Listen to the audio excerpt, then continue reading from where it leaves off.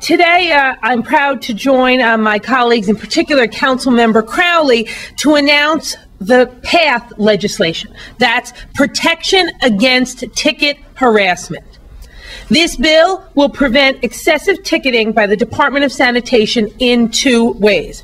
Right now, enforcement officers can write multiple tickets over the course of several days, but they can hold on to those tickets for days, even weeks actually, before they serve them on whoever they believe committed the violation. As a result, a resident or a business may receive a large number of tickets with then a large number of fines all at once, before they've had any opportunity to correct the problem, and in a situation where they maybe didn't even know they had done something wrong. Under this new bill, PATH, enforcement officers will be required to serve tickets to residents within 5 days of observing a violation. Second, under the city's illegal posting law, businesses and nonprofits can receive a ticket for every single sign or flyer they post on city property. Only one, that is. The council and Councilmember Crowley and the folks who are with us today will elaborate. The council hears stories on a regular basis from small business owners like the ones who are here with us today. Stories about receiving literally thousands of dollars worth of fines in a single day for a law they didn't even know they had broken. So under our new bill, first-time offenders that receive multiple tickets for illegal postings will be prosecuted for just one offense. Remember, fines and violations are not designed under the charter to be revenue generating. They are designed to compel people to obey the law. So the point isn't to make a lot of money. The point is to inform merchants and residents what the laws are, get them to correct their errors, and begin behaving appropriately moving forward. And unfortunately, sometimes we lapse into using these as revenue generators, and hopefully PATH is a path away from misusing enforcement. In the case, once this law goes into effect, after they're fined for just one offense, we'll then give them enough time to correct the problem before we wallop them with more fines. With the PATH Act, we'll create a path to fairness when it comes to ticketing small businesses and nonprofits. We'll prevent businesses from facing egregious fines that can literally, even in a good economy, but certainly in a bad economy, put them out of business.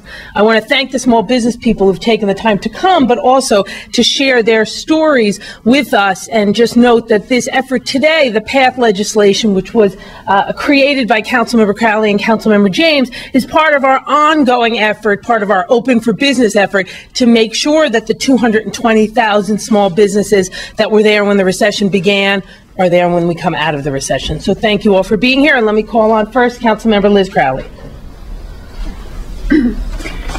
Thank you, Speaker Quinn.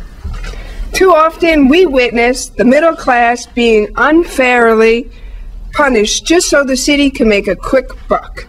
While these fines may not be a problem for big corporations, they are crippling for our small businesses and local community groups.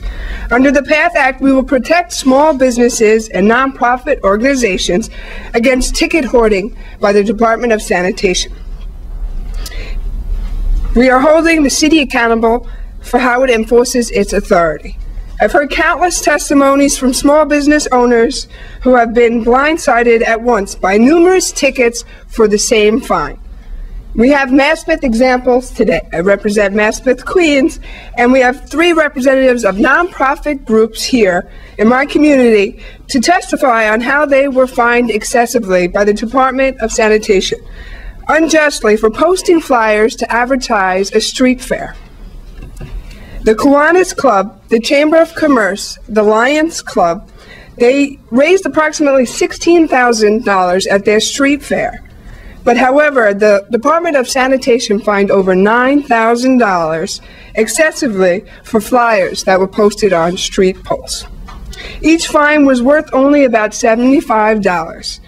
But the Department of Sanitation fined all 3 organizations and the printer 32 fines each amounting to $2,400, totaling $9,600. If this bill had been in effect back in June 2008 when they had their street fair, each group would only have been fined just $75. Thanks. Are you gonna introduce? Let me call on Councilman James first, and then we'll call you back up. You know, as you can tell, we've got two council members here today from different parts of the city, but this is an issue that isn't limited just to Mass Beth. It's happening to merchants and nonprofits all over the city, and I want to thank Councilmember Letitia James for also pushing on this issue and pushing to get fairness on ticketing. Councilmember James. Thank you, Madam Speaker. I recognize that ignorance is no defense in the law. But I also recognize that businesses have a right to due process. I represent a small pet shop in Clinton Hill in Brooklyn. It's called Paws and Claws. On one day, they were fined. They were given a number of tickets. The agent went back on a second day, gave them some fines and tickets for posting some literature. The agent went back a third day, gave them some fines. And then he kept all of these fines and did not file them until one day, and they totaled over $10,000, and decided to serve this small pet shop $10,000 in fines on one single day for a multitude of fines over several days. I believe that is just unconscionable. I believe it's illegal. And I also believe that small businesses all across the city of New York should be given due process. They should be served tickets in a timely fashion, and they should be allowed to keep their doors open. There's a possibility that the small pet shop in Clinton Hill will have their doors closed as a result of this practice, which basically constitutes ticket hoarding. Thank you, Madam Speaker, and I thank Councilmember Crowley for leading this effort. Thank you. Thanks, Tish.